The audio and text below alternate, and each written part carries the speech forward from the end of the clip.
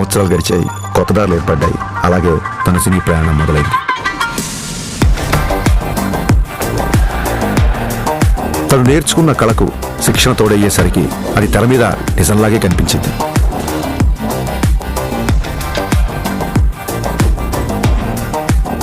ఆ నిజానికి తన నిజాయితీ తోడయ్యే కోట్ల మంది గుండెల్ని గెలిచింది.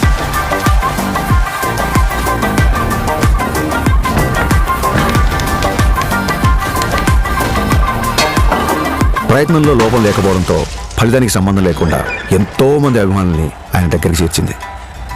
కరాటే, కిక్ బాక్సింగ్, ఎస్క్రిమా, ఇలా మార్షల్ ఆర్ట్ ఏదైనా అదే డిసిప్లిన్, అదే క్రమశిక్షణ. వాటిని కూడా తన సినిమాల ద్వారానే జనాలకు దగ్గర చేశాడు.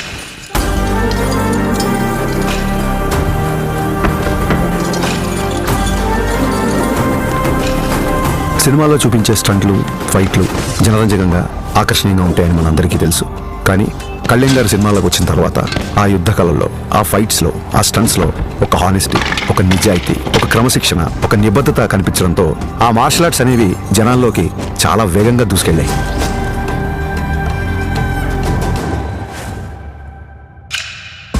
అసలు మార్షల్ ఆర్ట్స్ ఫిలాసఫీ చెప్పేది ఒకటే, కంటిన్యూస్ లర్నింగ్, నిరంతరం నేర్చుకోవడం. అందుకే ఇప్పటికీ ఓ స్టూడెంట్ల మార్షల్ ఆర్ట్స్లో తన ప్రయాణాన్ని కంటిన్యూ చేస్తున్నారు. తన తపనకి, సాధనకి, మార్షల్ ఆర్ట్స్ని జనాల మధ్యలోకి తీసుకువెళ్లడంలో ఎన్నో ఏళ్లుగా తాను చేస్తున్న కృషికి గుర్తింపుగా డిసెంబర్ 30, 2025న ఆయన అపూర్వమైన గౌరవాన్ని అందుకున్నారు. ఈ సత్కారానికి కారణమైన వారు భారతదేశంలో జపనీస్ మార్షల్ ఆర్ట్స్కి దారి చూపించిన ప్రముఖ గురువు ప్రొఫెసర్ డాక్టర్ సిద్దికీ మహమూదీ గారు. గోల్డెన్ డ్రాగన్ సంస్థ ద్వారా భారతదేశంలో జపాన్ బూడో పరంపర వ్యాప్తికి కృషి చేస్తూ కేవలం దేశంలోనే కాదు, ప్రపంచవ్యాప్తంగా గుర్తింపు పొందిన మార్షల్ ఆర్ట్స్ గురువు ఆయన. Pawan Kalyan, the first samurai of Andhra Pradesh and the Tiger of Martial Arts. Golden dragon సంస్థ నుంచి టైగర్ ఆఫ్ మార్షల్ ఆర్ట్స్ అనే బిరుదుని అందిస్తూ ఆయన్ని ప్రకటించారు. As an honor flight, he is the first person in India being presented this.